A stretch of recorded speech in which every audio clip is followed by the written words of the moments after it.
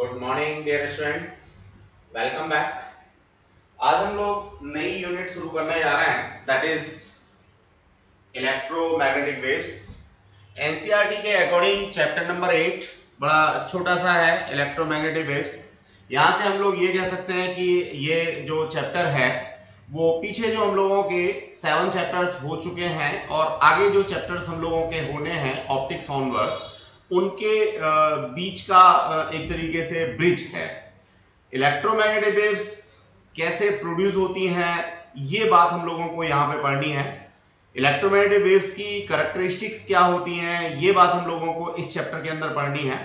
जो tentative duration है वो 4 पीरियड्स की है, यानी 4 क्लासों में ये हमारा ऑलमोस्ट खत्म हो जाएगा। सीबीएसई में इसकी वेटेज है 3 मार्क्स। 3 मार्क्स का कॉन्सेप्ट हम लोगों को इसमें से मिलता है। अब क्वेश्चन की पैटर्न अलग अलग हो सकती है, 1 मार्क्स प्लस 2 मार्क्स हो सकती है, या 3 मार्क्स का एक ही क्वेश्चन हो सकता है।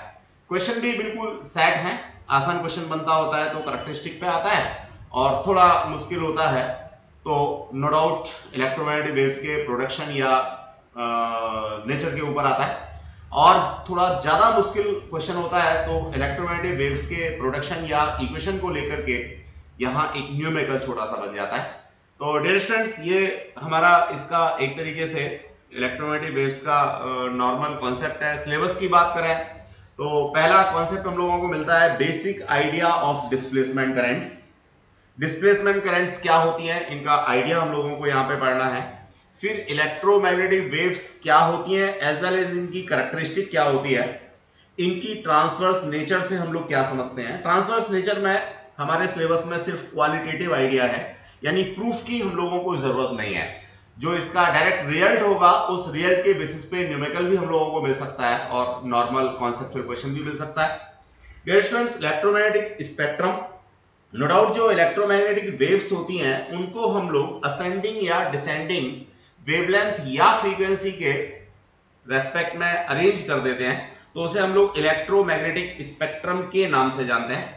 अब इलेक्ट्रोमैग्नेटिक स्पेक्ट्रम में भी सारा स्पेक्ट्रम हमारे सिलेबस में नहीं है, ये पीछे कुछ दिनों से ही कम हुआ है। इसमें बेसिकली हम लोगों को रेडियो वेव्स के बारे में पढ़ना है, माइक्रोवेव्स के बारे में पढ़ना है, इंफ्रारेड रेडिएशंस के बारे में पढ़ना है, विजिबल रीजन के बारे में पढ़ना है, ultraviolet as well as X-ray gamma rays के बारे में पढ़ना है। बाकी की जो छोटी छोटी हमारे और कॉन्सेप्ट बच जाते हैं उनको हम लोग यहाँ पे इग्नोर कर सकते हैं for the purpose of CBSE examination. जब हम स्पेक्ट्रम की बात करेंगे तो डिफरेंट वे हम किस तरीके से माइक्रोवेव्स को प्रोड्यूस कर सकते हैं, इंफ्रारेड को प्रोड्यूस कर सकते हैं, इनकी क्या कैरेक्टरिस्टिक्स होती हैं, किस जगह पे हम लोग इनको अपने डेली बिहेवियर में देख सकते हैं, यूज कर सकते हैं, ये सारा का सारा कॉन्सेप्ट हम लोगों को इस सिलेबस के अंदर पढ़ना होगा। डियर स्टूडेंट्स, यूनिट छोटी सी है तो इस पे प्रैक्टिकल और एक्टिविटी की जब हम बात करते हैं तो कुछ खास बनता नहीं है। बाकी टॉपिक तो फिजिक्स का कोई भी हो, किसी के ऊपर भी हम लोग एक्टिविटी या एक्सपेरिमेंट की बात कर सकते हैं, इन्वेस्टिगेटिव प्रोजेक्ट की बात कर सकते हैं।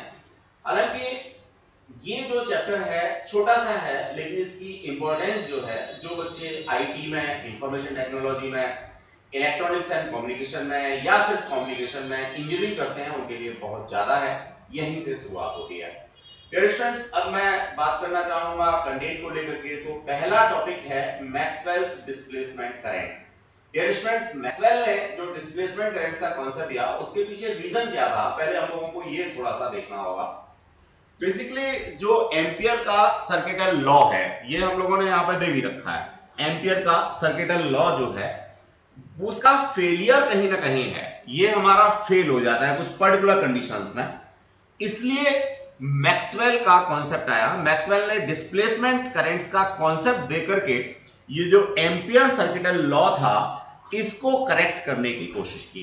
अब ये कहां फेल होता है, कैसे फेल होता है, एम्पियर सर्किटल लॉ क्या है, ये बात मैं डिस्कस करता हूं। देखिए, ampere circuital law basically flow होने वाले करंट और मैग्नेटिक फील्ड को इंटर रिलेट करता है।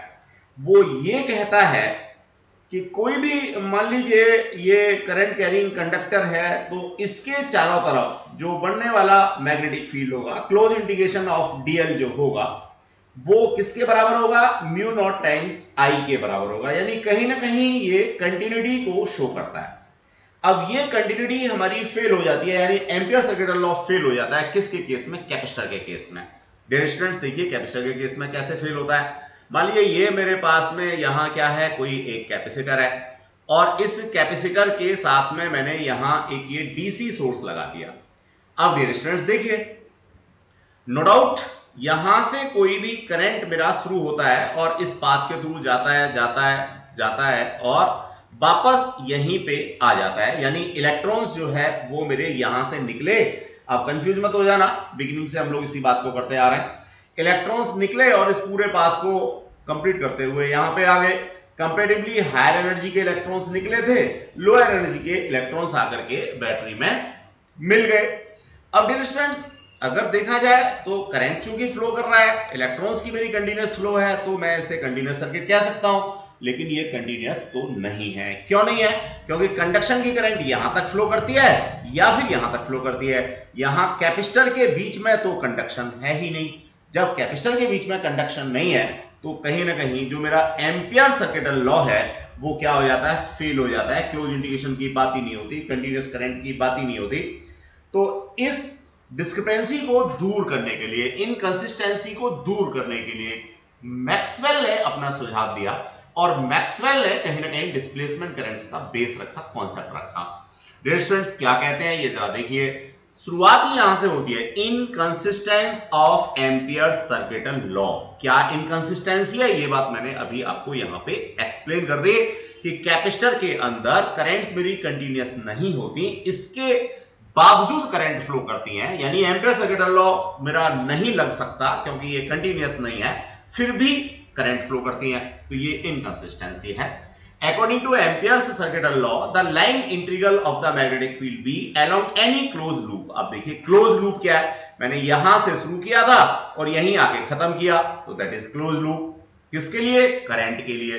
तो डियर स्टूडेंट्स अब चूंकि यहां क्लोज लूप बन ही नहीं रहा, कैपेसिटर है, कैपेसिटर के अंदर इंडक्शन होता है, सब लोग जानते हैं, तो ये वाला लॉ मेरा फेल हो जाता है। एम्पियर सर्किटल लॉ मेरा यहां फुलफिल नहीं करता, इसी को मैंने कहा है इनकंसिस्टेंट। डियर स्टूडेंट्स अब हम आगे की बात करना चाहेंगे, तो आगे इसी चीज को थोड़ा सा और भी अच्छे से एक्सप्लेन कर रखा है, डिफरेंट डायग्राम लेकर के शो कर रखा है। इसको कैसे लिखना है एग्जाम में, ये बात भी हमें यहाँ देखनी होगी। ये दो डायग्राम जरा हम लोग आराम से देखने की कोशिश करते हैं। डियर स्टूडेंट्स जरा देखिए, वो ये कहना चाहता है कि भाई देखो यहां तक तो आपका एम्पियर सर्किटल लॉ लग रहा है, यहां भी एम्पियर सर्किटल लॉ लग रहा है, लेकिन ये C2 रीजन है, दोनों कैपेसिटर की दोनों प्लेट्स के बीच का जो रीजन है C2, यहां पे तो इनकंसिस्टेंसी है, यहां पे तो एम्पियर सर्किटल लग ही नहीं सकता। इस बात को वो यहां पे कह रहा है। तो C1 की बात करता है, यहां तक की बात करता है तो म्यू नॉट आई कहता है, लेकिन जब C2 की बात करेगा तो इसको क्या कहेगा? जीरो कहेगा। क्यों जीरो कहेगा? क्योंकि वहां पे कंडक्शन है ही नहीं, करंट है ही नहीं। जब करंट है ही नहीं तो कहीं ना कहीं एम्पियर सर्किटल लॉ फेल हो गया। ये देखिए C2 BDL इक्वल्स टू 0, यानी ये वाला जो रीजन है, C2 वाला रीजन है, यहां पे करंट ना होने की वजह से एम्पियर सर्किटल लॉ क्या हो गया? फेल हो गया। लेकिन मैं क्या देखता हूं? मैं तो देखता हूं भैया करंट तो फ्लो करती है, बेशक फ्रिक्शन ऑफ सेकंड के लिए करती है, जब तक ये कैपेसिटर फुल चार्ज होता है या फुल डिस्चार्ज होता है तब तक करती है, लेकिन करंट तो फ्लो करती है। तो एम्पियर सर्किटल लॉ तो मेरा नहीं लग पाएगा। क्यों नहीं लग पाएगा? कि C2 जो रीजन है इसके अंदर कंडक्शन नहीं है। तो डियर स्टूडेंट्स अब इसी चीज को उन्होंने पकड़ लिया। किसने पकड़ लिया? मैक्सवेल ने पकड़ लिया। और कहीं ना कहीं दोनों इक्वेशन को लेकर के अगर हम बात करें तो करंट हमारी जीरो होनी चाहिए, लेकिन ऐसा तो नहीं होता, करंट तो फ्लो करती है। अब देखिए मैक्सवेल ने मॉडिफिकेशन दिया। मैक्सवेल ने एम्पियर सर्किटल लॉ में क्या मॉडिफिकेशन दिया? मैक्सवेल सिंपल सी बात कहते हैं, ये कहते हैं कि कैपेसिटर के अंदर वाला जो रीजन है, कैपेसिटर के अंदर वाला जो क्षेत्र है, वहां पर जो फ्लो होने वाली करंट्स हैं वो डिस्प्लेसमेंट करंट है। अब देखिए ये यहां से मैंने यहां पे दिया, तो यहां से शुरू हुआ यहां तक कंडक्शन करंट, यहां से शुरू हुआ यहां तक कंडक्शन करंट, लेकिन ये जो बीच वाला रीजन है, कैपेसिटर के अंदर वाला रीजन है, यहां पे जो करंट फ्लो हो रही है, इनको क्या कहा उसने? डिस्प्लेसमेंट करंट कहा। अब क्यों कहा, कैसे कहा, देखिए displacement currents to modify Ampere's law, Maxwell's followed a symmetry consideration by Faraday's law, a changing magnetic field। Faraday ने जो कॉन्सेप्ट दिया था चेंजिंग मैग्नेटिक फील्ड का, तो वो कहते हैं चेंजिंग मैग्नेटिक फील्ड जो यहां पे होगा वो कहीं ना कहीं करंट को कॉज करेगा, और जो करंट होंगी उनको मैं नाम दे रहा हूं क्या, डिस्प्लेसमेंट करंट। तो डियर स्टूडेंट, डिस्प्लेसमेंट करंट की डेफिनेशन यहां आगे दे रखी है, क्या दे रखी है, is that current which comes into existence in addition to the conduction current. ध्यान रहिए, ये जो डिस्प्लेसमेंट करंट है, आईडी से डिनोट करता हूं, ये in addition to conduction current है। कंडक्शन करंट रिमेनिंग सर्किट के अंदर हमारी फ्लो कर रही है, तो वो क्या कहता है, is that current which comes into existence in addition to conduction currents whenever the electric field and hence the electric flux changes with time। ये कब एग्जिस्टेंस में आएंगी, जब इलेक्ट्रिक फील्ड टाइम के साथ साथ चेंज होगा। फैक्ट है, कैपेसिटर के अंदर इलेक्ट्रिक फील्ड टाइम के साथ साथ चेंज होता है। तो यहां पे क्या होगा, यहां पे डिस्प्लेसमेंट करंट का कॉन्सेप्ट होगा, डिस्प्लेसमेंट करंट एग्जिस्ट करेंगी। तो डियर स्टूडेंट्स, आगे वो कहता है to maintain the dimensional consistency. अब ये जो कॉन्सेप्ट आया डिस्प्लेसमेंट करंट का, डेफिनेशन में क्या आया, displacement current is that current which comes into existence in addition to conduction current. यहां तक तो बात बताई उसने, whenever the electric field has electric flux changes with time। ये कब आती है इफेक्ट में, जब electric field as well as electric flux time के साथ साथ चेंज होता है। ठीक है, अब ये जो मेरी दो लाइनें हैं कि भैया जो डिस्प्लेसमेंट करंट है वो electric field as well as flux के ऊपर डिपेंड करेगी, तो यहीं से मेरा डिस्प्लेसमेंट करंट का फॉर्मूला आना चाहिए। लेकिन डिस्प्लेसमेंट करंट की जो डायमेंशंस है, नॉर्मल करंट वाली डायमेंशंस होंगी, तो उन डायमेंशंस के प्रिंसिपल ऑफ होमोजेनिटी को वैलिड कराने के लिए कुछ यहां पे कांस्टेंट्स हम लोगों को और कंसीडरेशन में लेने होते हैं। तो हमने लिखा to maintain the dimensional consistency the displacement current is given the form, यानी फॉर्मूला जो है वो डिस्प्लेसमेंट करंट का क्या है, वो है सिंपल सा ID equals to epsilon naught d phi e over dt। तो मैं यहां से ये कह सकता हूं कि कैपेसिटर के अंदर फ्लो होने वाली जो डिस्प्लेसमेंट करंट्स हैं वो डायरेक्टली प्रोपोर्शनल हैं rate of change of electrostatic flux के। अब इस प्रोपोर्शनलिटी को इक्वल में कन्वर्ट करने के लिए मैं लिखता हूं ID equals to epsilon naught d phi e over dt। मैंने एप्सिलॉन नॉट से इसलिए मल्टीप्लाई किया है कि भैया राइट हैंड साइड की जो डायमेंशंस हैं वो लेफ्ट हैंड साइड की डायमेंशंस के बराबर बनी रहे। अब डियर स्टूडेंट, जहां तक phi e की बात है, तो phi e क्या है, इलेक्ट्रोस्टैटिक फ्लक्स है। मैं इसको लिख सकता हूं d साथ में e इंटू a। अब कोई बच्चा ये भी कह सकता है कि जी मैं तो यहाँ पे cos थीटा भी लगाऊंगा, बिल्कुल लगाओ, लेकिन मैं मैक्सिमम के लिए कंसीडरेशन में ले रहा हूं। तो that is epsilon not dEA over dt। तो ये मेरे पास क्या आ गया, डिस्प्लेसमेंट करंट्स का कॉन्सेप्ट आ गया डियर स्टूडेंट्स। अब टोटल करंट की बात करें तो टोटल करंट इस सर्किट में से जो फ्लो होगी वो क्या होगी डियर स्टूडेंट्स, वो IC और ID दोनों होंगी। अब वो कहता है कि total current I equals to IC plus ID। IC की वैल्यू मैंने नहीं डाली, मैंने जो ID की वैल्यू थी वो डाल दी। ध्यान रहे, ये डिस्प्लेसमेंट करंट भी हम लोगों ने कैपेसिटर के अंदर जो वैक्यूम है उसको कंसीडर करते हुए एप्सिलॉन नॉट का कॉन्सेप्ट दिया है। अगर यहां पे कोई डाइलेक्ट्रिक फ्लक्स लगा हुआ है तो एप्सिलॉन m हम लोगों को यूज करना होगा। या थोड़ा सा और रिकॉल करें तो epsilon m equals to epsilon naught multiplied by epsilon r या epsilon naught multiplied by dielectric constant capital K। तो ये हमें यूज करना होगा अगर हमने किसी कैपेसिटर के अंदर कोई मटेरियल फील्ड कर रखा है तो। अब डियर स्टूडेंट्स, मजेदार सी बात और आती है। देखिए IC और ID जो है वो कैसी है, सीरीज में। मेरे को सर्किट में दिख रहा है जहां से मैंने इनकंसिस्टेंसी देखी है, जहां से इनका एक तरीके से ओरिजिन हुआ है किसका, डिस्प्लेसमेंट करंट्स का। तो मैं क्या देख पा रहा हूं कि they both are in series. इसका मतलब the magnitude of IC must be equals to magnitude of ID। भाई बात तो एक ही मिल रहा है, एक ही मिल रहा है तो सेम करंट फ्लो करेगी। तो अब कोई बच्चा ये नहीं कहेगा कि साहब IC और ID दोनों को ऐड करेंगे तो जो करंट है वो कुछ ज्यादा हो जाएगी। नेवर, फ्लो होने वाली करंट उतनी ही होगी, लेकिन जो टोटल फ्लो होने वाली करंट है वो IC as well as ID दोनों की हेल्प से है। तो कैपेसिटर के बाहर कौन सी करंट फ्लो कर रही है? कंडक्शन करंट फ्लो कर रही है। और कैपेसिटर के अंदर कौन सी करंट फ्लो कर रही है? डिस्प्लेसमेंट करंट फ्लो कर रही है। और डिस्प्लेसमेंट करंट की वैल्यू क्या है? Epsilon naught d phi E over d t. Phi E की वैल्यू डाली तो ई इंटू ए, इसमें कॉस फाई भी थीटा भी कोई लगा सकता है, तो जरूरत नहीं है, हम लोग यहीं पे इसको छोड़ देते हैं। तो hence the modified form of Ohm's law. बच्चे जैसे ही मेरा करंट का कॉन्सेप्ट चेंज हुआ तो मैं अब क्या करता हूं, जो एम्पियर का सर्किटल लॉ है उसको मॉडिफाई भी कर देता हूं। मैं नहीं कर रहा, किसने किया था? मैक्सवेल ने किया था। मैंने तो पढ़ा था और आपको पढ़ा भी रहा हूं, सिंपल। तो देखिए, hence the modified form of the Ampere's law VDL equals to IC plus ID। तो that is the concept dear students. इस तरीके से अगेन हमने उसी फॉर्मूले को लिख दिया, I equals to IC plus ID equals to IC plus epsilon naught d phi over dt।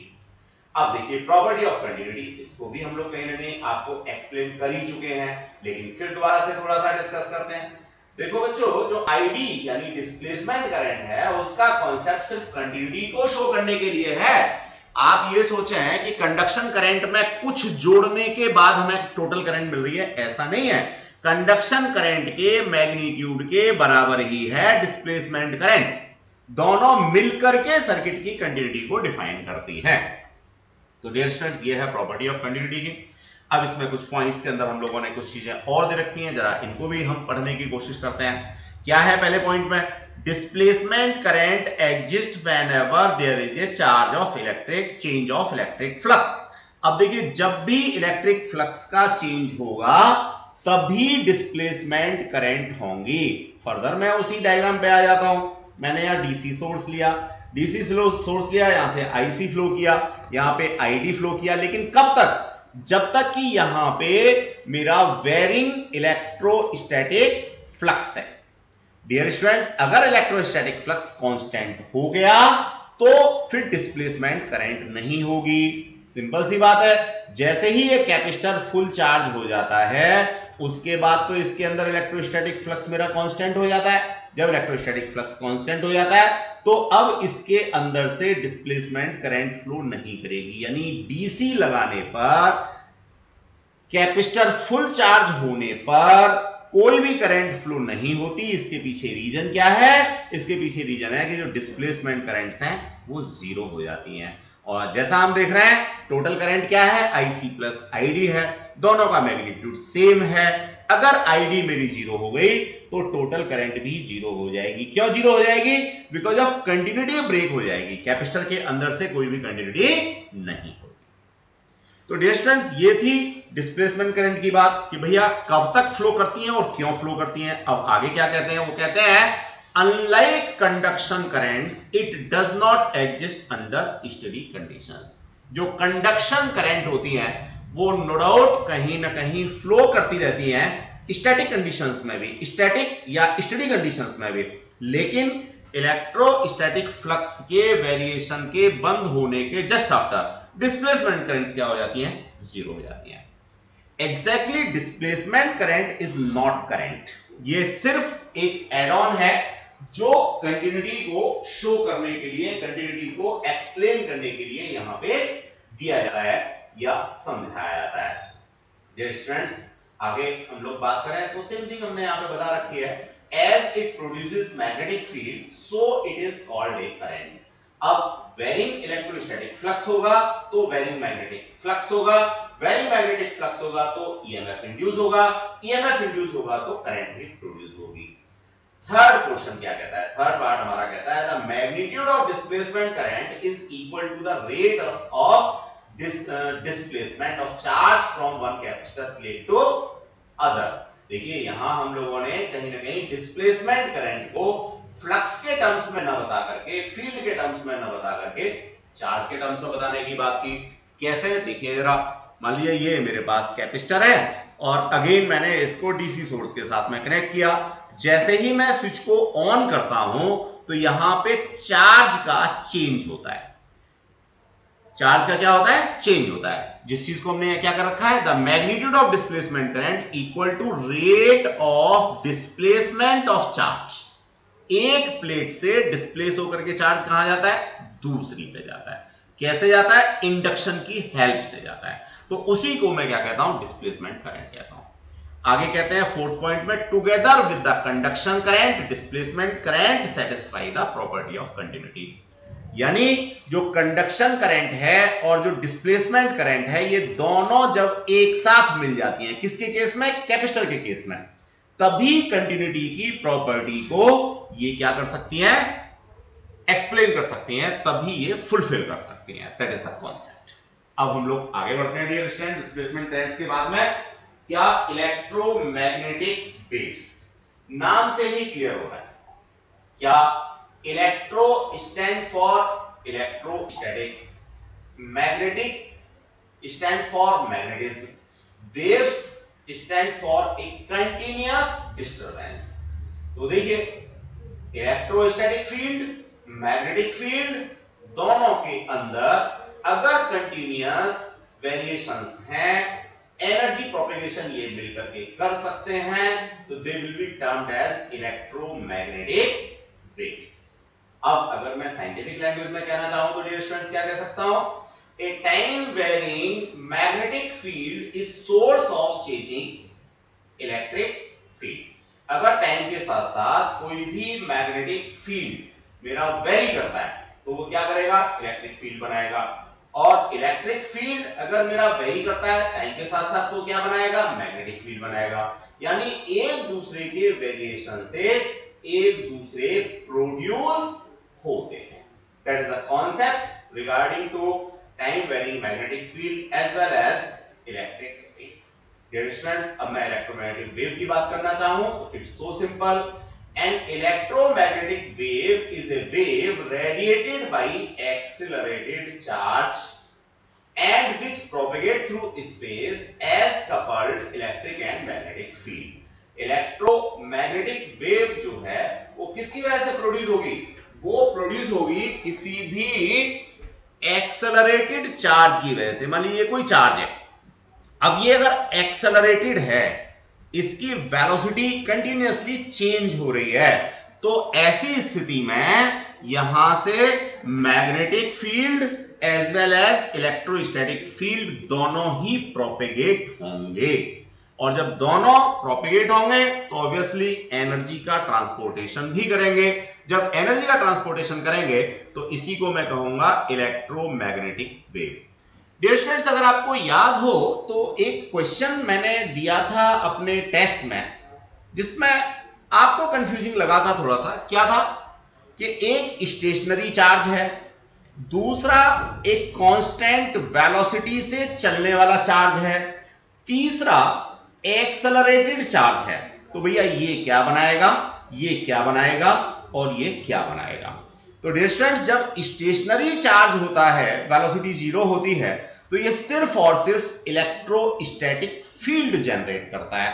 लेकिन जब एक कांस्टेंट वेलोसिटी से चलने वाला कोई चार्ज है जिसमें v मेरा जीरो के बराबर नहीं है, तो it will produce electrostatic field as well as magnetic field. लेकिन अगर कोई चार्ज वेरिंग वेलोसिटी के साथ में है, एक्सेलरेटेड मोशन के साथ में है, then it will propagate electrostatic field as well as magnetic field and be termed as it is propagating electromagnetic wave. तो डियर स्टूडेंट्स, इस पैराग्राफ के अंदर यही बात समझाने की कोशिश की गई है। इसका एब्स्ट्रैक्ट आगे है, this means that the charge in either field electric और magnetic produces the other field. कोई भी अगर मेरे पास चार्ज है, वो इलेक्ट्रिक फील्ड के अंदर ट्रेवल करता है तो मैग्नेटिक फील्ड प्रोड्यूस करेगा, या अगर कोई चार्ज मैग्नेटिक फील्ड के अंदर है तो वो इलेक्ट्रिक फील्ड प्रोड्यूस करेगा। इसका मतलब अगर कोई एक्सेलरेटेड चार्ज है तो निश्चित रूप से उससे electric field as well as magnetic field produce होगा ही होगा। ऐसा कभी नहीं हो सकता कि वो सिर्फ मैग्नेटिक फील्ड प्रोड्यूस करे या सिर्फ इलेक्ट्रोस्टैटिक फील्ड प्रोड्यूस करे। तो that is the concept regarding to electromagnetic wave. Dear students, इसी को और थोड़ा आगे हमने एलोबरेट किया तो लिखा है these variations in electric and magnetic field occur in mutually perpendicular directions। अब यहाँ एक खास बात और बताई कि अगर कोई एक्सेलरेटेड चार्ज पार्टिकल है तो वो electrostatic as well as magnetic field produce तो करेगा, लेकिन ये दोनों फील्ड भी आपस में एक दूसरे के परपेंडिकुलर होंगे। मान लीजिए इलेक्ट्रोस्टैटिक फील्ड इस डायरेक्शन में प्रोड्यूस होता है तो जो मैग्नेटिक फील्ड होगा वो इसके परपेंडिकुलर दूसरी डायरेक्शन में प्रोड्यूस होगा। इसको हमने कहा the variations in electric and magnetic field occur mutually perpendicular, दोनों एक दूसरे के परपेंडिकुलर ये प्रोड्यूस होते हैं। अब डियर स्टूडेंट्स, इस बात को हम लोगों ने कंसोलिडेट किया और एक सेंटेंस के अंदर मेंशन कर दिया। क्या कह दिया? हमने कह दिया an accelerating charge is a source of an electromagnetic wave. कोई भी एक्सेलरेटिंग चार्ज है तो वो सोर्स होगा, किसका सोर्स होगा? इलेक्ट्रोमैग्नेटिक वेव का सोर्स होगा। बात छोटी सी है लेकिन कहां से निकल के आए? अब देखिए कैपेसिटर के अंदर डिस्प्लेसमेंट करंट थी, वहां चार्ज मेरा एक्सेलरेटिंग मोशन में था, वहां से electrical field and magnetic field दोनों ही प्रोड्यूस होते हैं।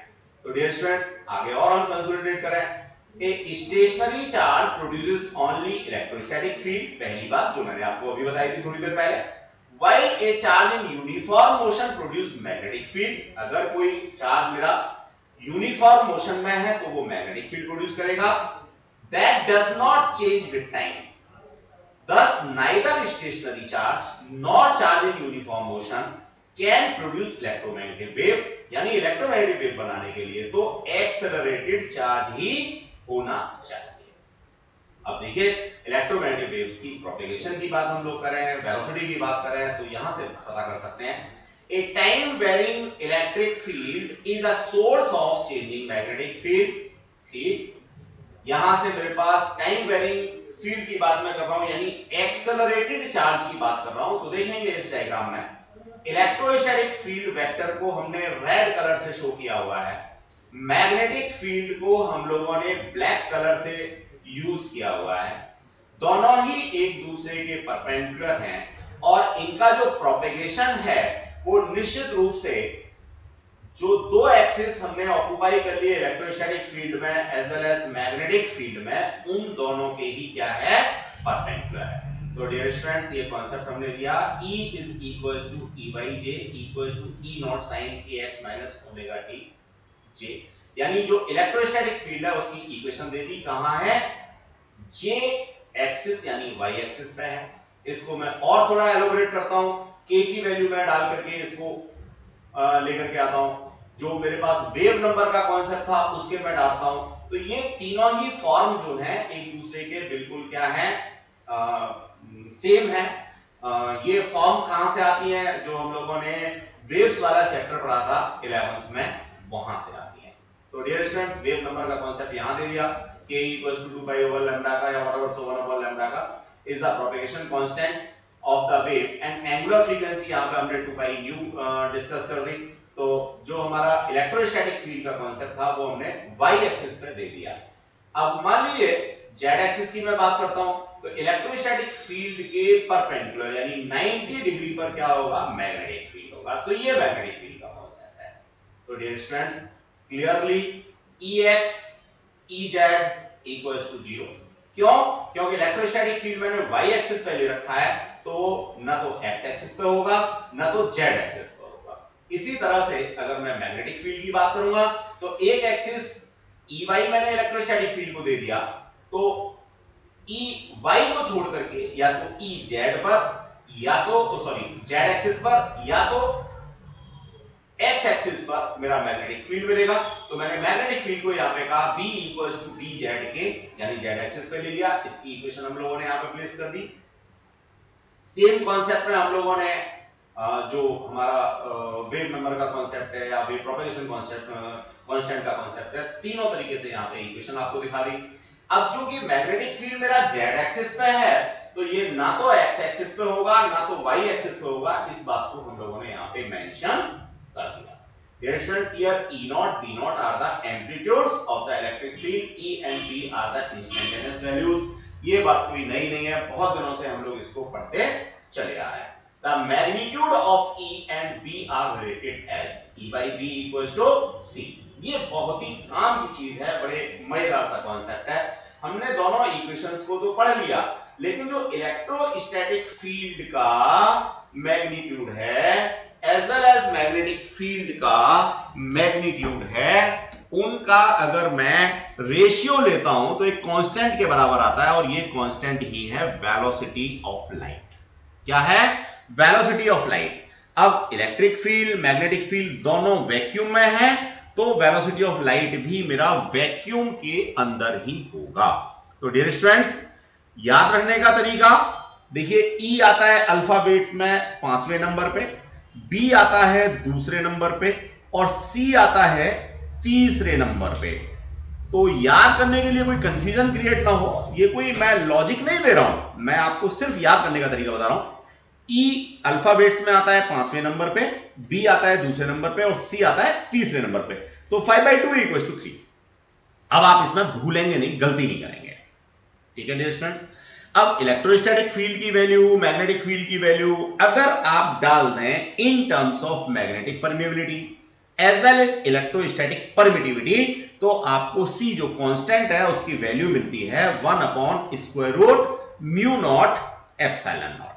That is the concept. अब देखिए म्यू नॉट की वैल्यू यहां पे अलग से रखी है, आप लोग बहुत पहले से जानते हैं। यूनिट याद रखना बहुत जरूरी है बच्चों। कई बार वो इलेक्ट्रोस्टैटिक परमिटिविटी या मैग्नेटिक परमिटिविटी की यूनिट ही आपसे डिस्कस कर लेता है, या डायमेंशंस डिस्कस कर लेता है। डिपेंड्स ऑन क्वेश्चन की कॉम्प्लेक्सिटी कितनी है, किस लेवल का क्वेश्चन उसको बनाना है। तो ये छोटी छोटी बातें हैं, आपको आनी चाहिए। तो यहां से हम लोगों ने निकाला, और वेलोसिटी ऑफ लाइट को निकालने का सिर्फ और सिर्फ एक ही तरीका है, वो यही है C equals to 1/√ε0 μ। I hope so ये क्लियर हो गया audio students. Which is the speed of light in vacuum, हमने यहां पे एक्सप्लेन किया। अब अगर कोई मीडियम है तो उस मीडियम में हम लोग इस फॉर्मूले को थोड़ा चेंज करेंगे, 1/ε और μ लेके आएंगे। इसको हम लोगों ने इन टर्म्स ऑफ k डाल दिया। Students again nothing is new, ये सारी चीजें हम लोग पढ़ के आए हैं। क्या पढ़ के आए हैं? याद कीजिए, आप यहां से पढ़ के आए हैं epsilon m equals to epsilon, जल्दी बोलो, naught multiplied by epsilon r, या epsilon naught multiplied by capital K। बिल्कुल इसी तरीके से। अब देखिए यहां पे एप्सिलॉन लिखा है, लेकिन ये एप्सिलॉन m है, पर्टिकुलर मीडियम का है। म्यू लिखा है ये, लेकिन म्यू m है। तो नोटेशन है, अलग अलग हो सकते हैं। तो डियर स्टूडेंट्स, इसके टर्म्स में हम लोग डाल सकते हैं, यहां से जो एप्सिलॉन नॉट और म्यू नॉट की वैल्यू थी उसको C डाल दिया, तो C/K म्यू r हम लोग रिलेटिव परमिएबिलिटी के टर्म्स में भी इसको डाल के दे सकते हैं। अब जो ट्रांसवर्स नेचर वाला कॉन्सेप्ट है उसको लेकर के ये डायग्राम है, इसको मैं एक्सप्लेन करता हूं, और आज की क्लास को हम लोग यहीं पे ओवर करना चाहेंगे। डियर स्टूडेंट्स, देखिए बड़ा मजेदार सा केस है। क्या है कि भैया जहां इलेक्ट्रोस्टैटिक फील्ड है वहां पे मैग्नेटिक फील्ड नहीं है, जहां मैग्नेटिक फील्ड है वहां इलेक्ट्रोस्टैटिक फील्ड नहीं है, और जहां वेलोसिटी है किसकी? प्रोपेगेशन ऑफ इलेक्ट्रोमैग्नेटिक वेव की, वहां पे ना तो इलेक्ट्रोस्टैटिक फील्ड है और ना तो मैग्नेटिक फील्ड है। तो डियर स्टूडेंट्स जरा देखें मजेदार सी बात, क्या जेड एक्सिस पे इलेक्ट्रोस्टैटिक फील्ड है, ठीक है, जस्ट अ मिनट। अच्छा, एक बार फिगर देखते हैं हम लोग।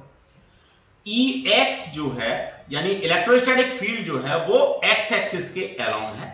तो नो डाउट जो Ex है यानी जो इलेक्ट्रोस्टैटिक फील्ड है वो yz प्लेन के परपेंडिकुलर होगा। ये वाला प्लेन क्या है? yz प्लेन है। तो yz प्लेन के परपेंडिकुलर होगा क्या? Electrostatic field. Because of electrostatic field को हम लोगों ने लिया हुआ है x एक्सिस के अलोंग। बिल्कुल इसी तरह से मैग्नेटिक फील्ड अगर मैं ले लेता हूं y एक्सिस के अलोंग तो वो xz प्लेन के परपेंडिकुलर होगा। अब तीसरा बचा मेरे पास में z एक्सिस, तो z एक्सिस के थ्रू मैं ले लेता हूं मान लीजिए वेलोसिटी ऑफ लाइट। इस डायग्राम को समझने के लिए अब देखिए वेलोसिटी ऑफ लाइट मैंने कुछ गलत नहीं कह दिया। वेलोसिटी ऑफ लाइट क्या है? बेसिकली इलेक्ट्रोमैग्नेटिक वेव ही है।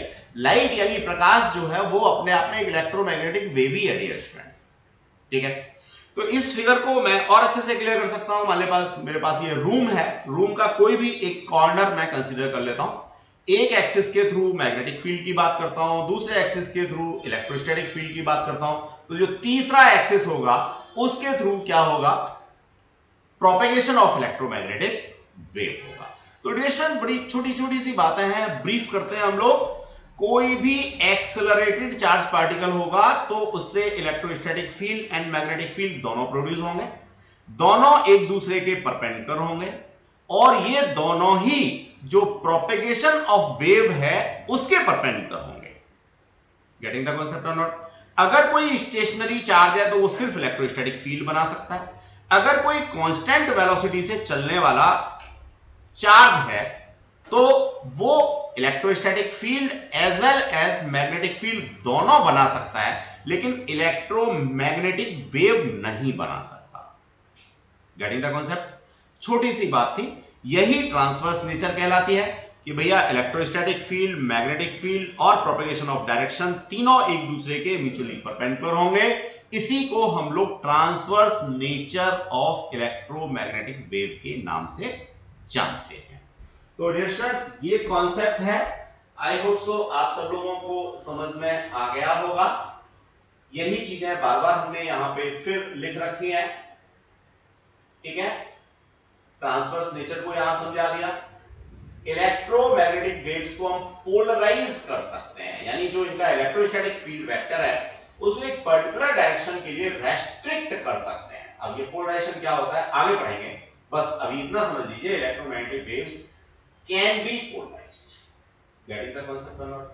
अब इसके लिए एक छोटा सा क्या दे रखा है, एग्जांपल दे रखा है, क्या कि भैया जो पोर्टेबल एएम रेडियो है हमारा, अब घरों में नॉर्मली एफएम रेडियो होते हैं, लेकिन पुराना रेडियो अगर हो, पापा की शादी में मिला हो, बाबा की शादी में मिला हो, तो वो एएम रेडियो होता है, provided with A telescopic antenna. It respond to electric component of the EM electromagnetic signal from the broadcasting station।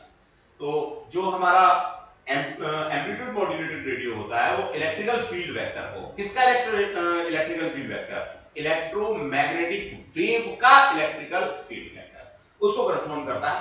तो हम एक टेलीस्कोपिक एंटीना के थ्रू इसी इलेक्ट्रोस्टैटिक फील्ड वेक्टर को क्या करते हैं, अपने सर्किट तक पहुंचाते हैं। सर्किट हमारा रेजोनेंस में आता है, रेजोनेंस में आता है तो हम लोग उसको जो एनर्जी मिलती है उसको एक पर्टिकुलर किसी दूसरे सर्किट को ऑन करने के लिए यूज कर लेते हैं। इस तरह से हमारा एएम रेडियो वर्क करता है या उसमें साउंड आना शुरू होती है। आगे की बातें डियर स्टूडेंट्स, रेडियो की वर्किंग के बारे में कभी मौका लगेगा फिर बताएंगे, अभी सिर्फ इतना ही ब्रीफ। तो आई होप सो आप लोगों को ये सब बातें समझ में आ गई होंगी। आज हमने सिर्फ इंट्रोडक्शन की बात की इलेक्ट्रोमैग्नेटिक वेव की, कंटेंट हमारा बहुत ज्यादा नहीं हुआ। कल यानी नेक्स्ट क्लास में हम लोग डिस्कस करने वाले हैं प्रॉपर्टीज ऑफ इलेक्ट्रोमैग्नेटिक वेव्स को, तो जिसमें ट्रांसवर्स नेचर को मैंने समझाया है आप लोगों को, इनकी वेलोसिटी ऑफ लाइट के बराबर होती है, ये बात मैंने समझाई है। कुछ और भी कैरेक्टरिस्टिक्स होंगी, उनको हम लोग पढ़ेंगे नेक्स्ट क्लास में। Thank you dear students, God bless you.